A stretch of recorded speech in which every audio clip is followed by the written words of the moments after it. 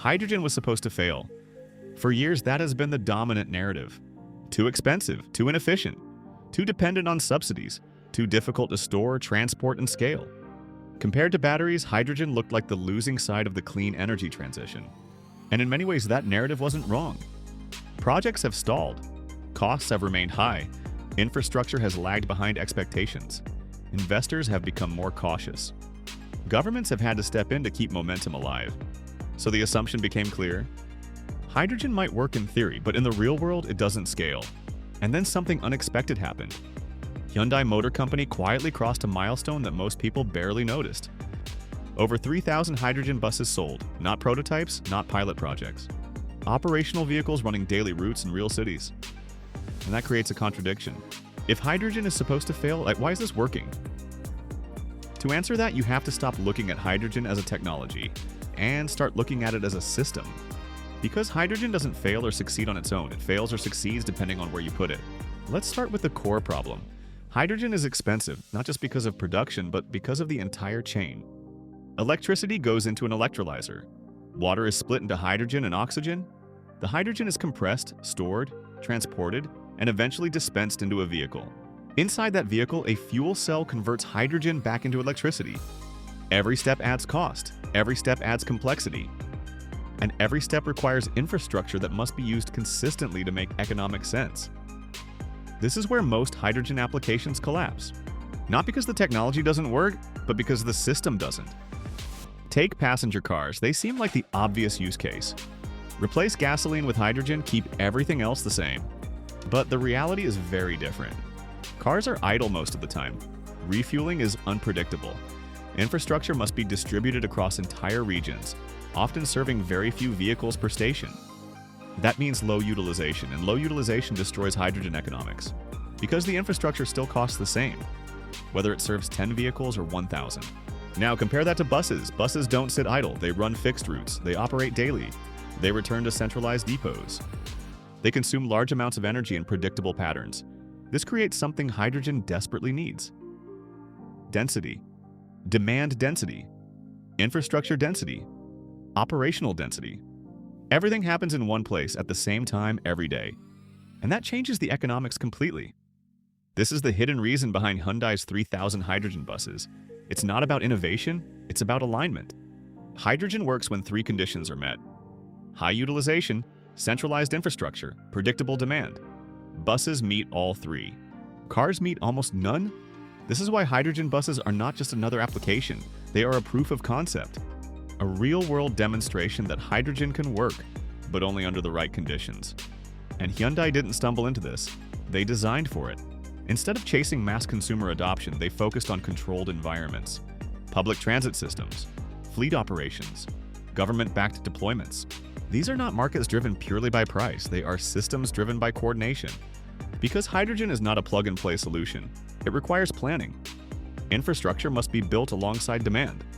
Vehicles must be deployed in sync with refueling capacity. Policy must support early-stage economics. This is not how most energy systems scale, but it is how hydrogen scales. Now let's zoom into the operational reality. Hydrogen buses can travel hundreds of kilometers on a single fill. They can refuel in minutes, not hours. They can operate on long routes without needing extended downtime. For transit agencies, this matters, because operations are built around reliability, not experimentation.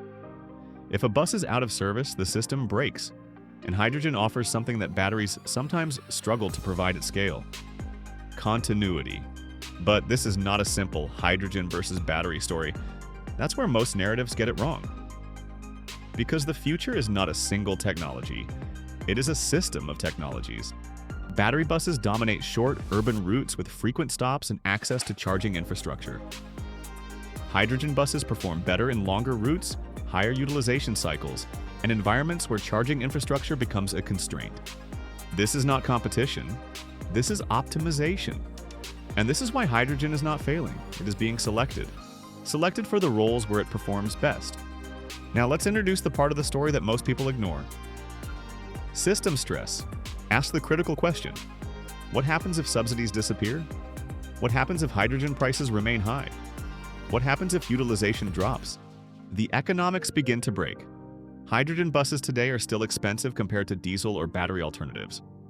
Infrastructure requires high upfront investment. And without strong utilization, those investments cannot be justified. This means hydrogen is still dependent on a fragile balance. Policy support, operational efficiency, cost reduction.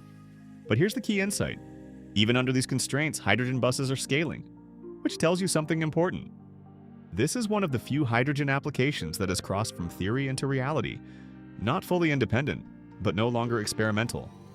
And that's why Hyundai's milestone matters, because it answers a question that has been hanging over the entire hydrogen industry.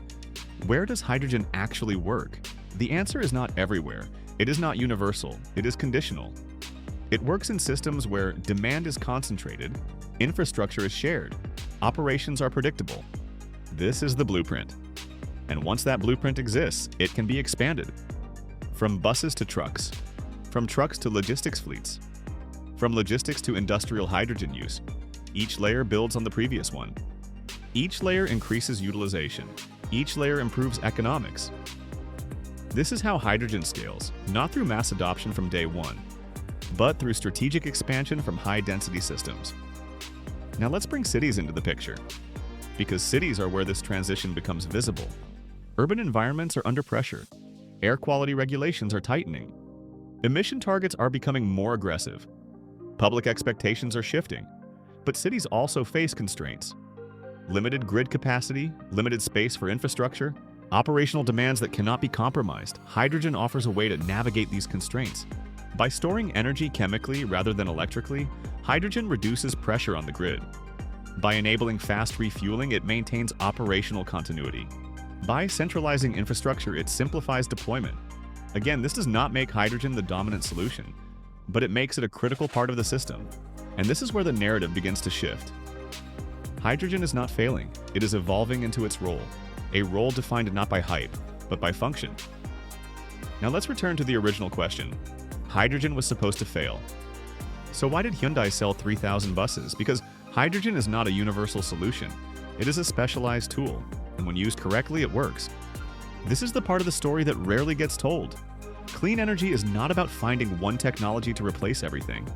It is about building systems where multiple technologies work together, each solving a specific problem, each operating within its optimal conditions. Hydrogen's role is not to dominate, it is to complement. And buses are one of the first places where that role has been clearly defined. But the story doesn't end here, because the next phase is where things become more difficult. Scaling beyond controlled environments, reducing costs without subsidies, maintaining utilization as systems expand, integrating hydrogen into more complex, less predictable networks. This is where many hydrogen projects will struggle, and this is where the industry will be tested, because success in one system does not guarantee success in another. What works for buses may not work for trucks.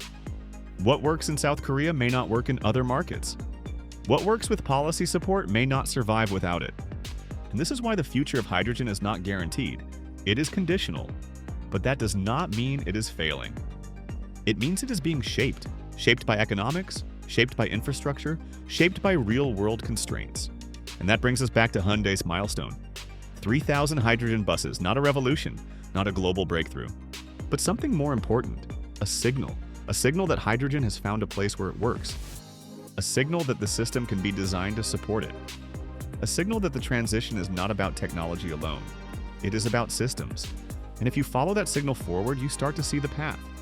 Hydrogen will not take over everything, but it will expand from where it works, into adjacent systems, into higher value applications, into parts of the energy system that batteries cannot easily reach.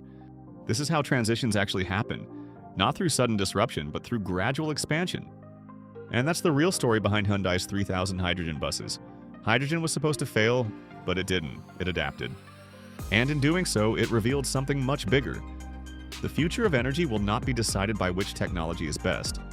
It will be decided by which systems actually work. And hydrogen, for the first time, is starting to prove that it can.